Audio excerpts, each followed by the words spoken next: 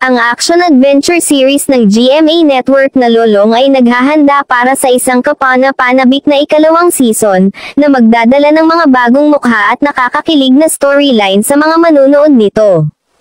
Dahil nakatakdang magbalik ang palabas bilang Lolong, Bayani ng Bayan, aasahan ng mga tagahanga ang bagong hanay ng mga bituin. Kabilang ang versatile actor na si Nico Natividad, na makakasama ng lead star na si Ruro Madrid sa inaabangang serye. Inanunsyo sa isang espesyal na pagsisiwalat ng cast noong Biyernes.